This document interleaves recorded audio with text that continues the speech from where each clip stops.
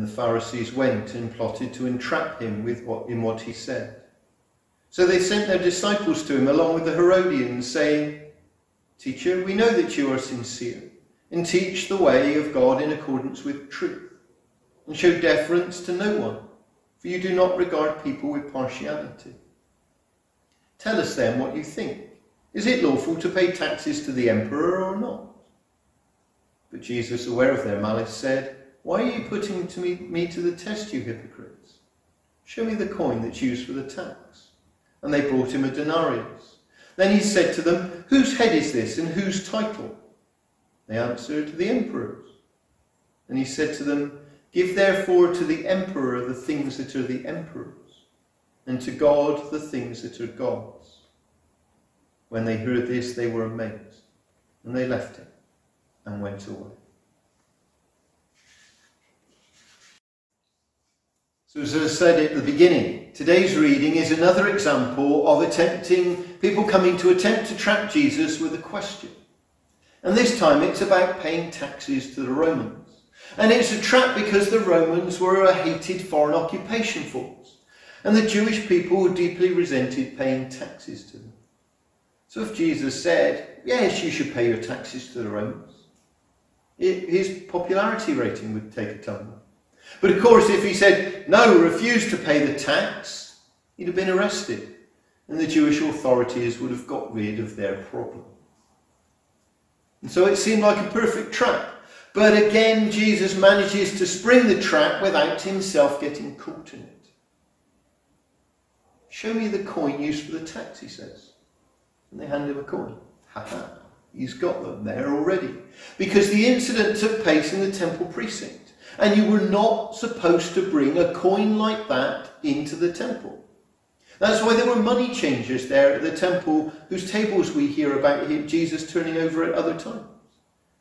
And Jesus' question points straight to the reason why you weren't allowed to bring these coins into the temple. Whose image is it? Whose title? Because the image on the coin was the emperor. And the inscription read, "Tiberius Caesar, Son of God, High Priest." And to any devoutly religious Jew, that made the coin an insult to God, and certainly not something you could bring into the sacred temple. So that's one up to Jesus as he points out that the Pharisees shouldn't have even carried such a thing in. And of course, the tendency of self-obsessed people in positions of power promoting their own image for worship and adulation has some interesting implications. It's often said that imitation is the sincerest form of flattery. And no doubt that's why, for example, I remember hearing that Kim Jong-un had said that all male university students needed to copy his haircut.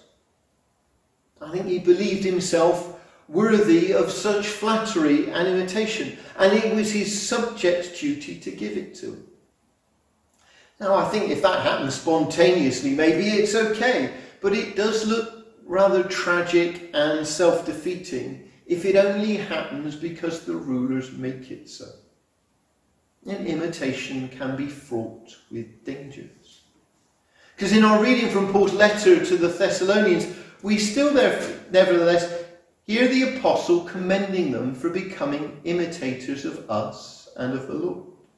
And it's one of a number of places where he suggests that the usual pathway to growth in faith is by imitating others who have already made some good progress on their journey of discipleship.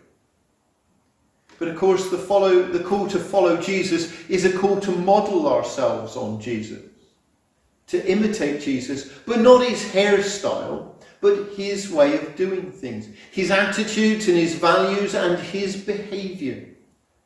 And there's an important reason why imitating Jesus does not carry the same risk of the rivalry that the other examples of imitation of other leaders carry. The reason is that Jesus is not threatened by imitation. He's not seeking imitation for his own sake. He's not in competition with us or with anybody else. Because as we also looked at a few weeks ago, Jesus' pattern is to empty himself of power and to offer himself as a servant for all. So anyone truly imitates him is not going to end up trying to rival him in his power to try and stage a coup or take over. It's not going to happen. And Paul uses this paradox to make a joke in another place, saying that if you want to compete over something, see if you can outdo one another in showing love. And seeing that showing love, loving one another, puts an end to trying to outdo one another, it all becomes sillier and funnier than Kim Jong-un's haircut. And Paul has made his point in the best possible way. Paul and many other of the great leaders of biblical times constantly remind us of their thorns in the flesh, and their feet of clay, and their treasure in earthen vessels. They make no claim to be perfect, and they urge us to be wise and discerning, and to only follow their example as long as they can be seen following the example of the Lord. In Jesus, we have been given a much fuller image of God. And for us, who do not live in Galilee in the first century, most of the time, most of what we see of Jesus is seen as the image of Jesus appears in other people, whose lives are lived in imitation of him.